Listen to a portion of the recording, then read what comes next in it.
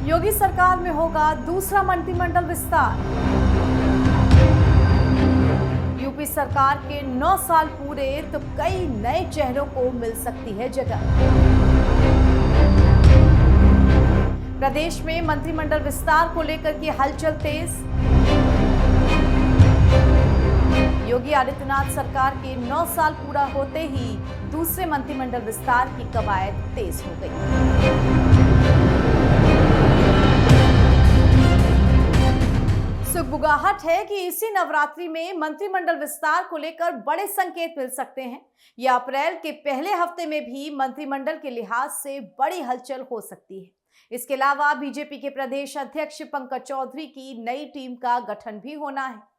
मंत्रिमंडल विस्तार, बीजेपी की नई टीम के गठन और आरएसएस प्रमुख मोहन भागवत के यूपी दौरे के समय बनी योजना को धरातल पर उतारने के लिए बीजेपी, योगी सरकार और आरएस की समन्वय बैठक होनी है, जो कि 2 दिन चलेगी। वहीं योगी मंत्रिमंडल की बैठक 23 मार्च को होनी है, जिसमें महत्वपूर्ण फैसले लिए जाएंगे। आइए आपको बता दें कि योगी सरकार में अभी कितने मंत्री हैं और जो पहला विस्तार हुआ था वो कब हुआ था। तो योगी सरकार 2.0 का पहला मंत्रिमंडल विस्तार लोकसभा चुनाव 2024 से पहले मार्च के महीने में हुआ था।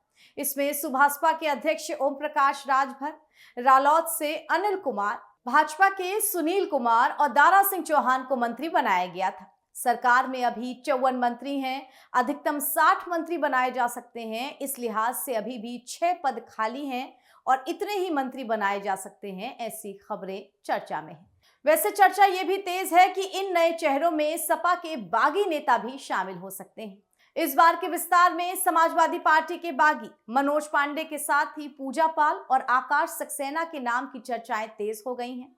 इसके साथ ही बीजेपी के पूर्व अध्यक्ष भूपेंद्र चौधरी को भी मंत्रिमंडल में शामिल किए जाने की बात है।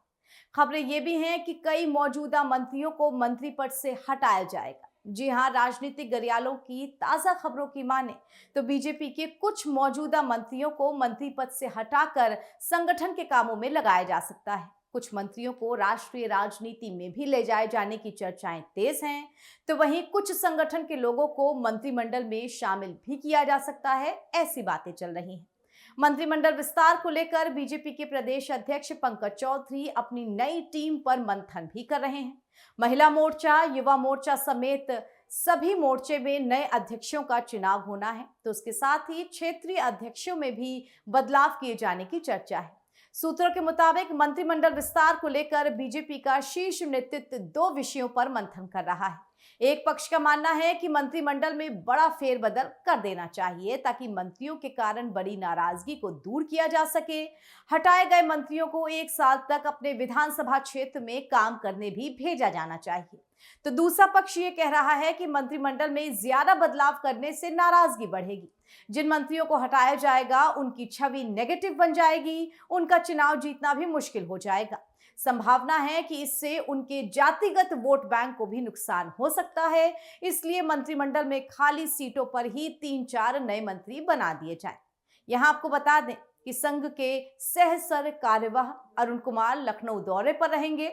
इस दौरान यूपी बीजेपी कोर ग्रुप की उनके साथ बैठक संभावित है। जानकारी के मुताबिक अरुण कुमार 2 महत्वपूर्ण बैठकों में शामिल होने जा रहे हैं। पहले चरण में आरएसएस के पूर्वी क्षेत्र और अवध प्रांत के पदाधिकारियों के साथ बैठक होगी।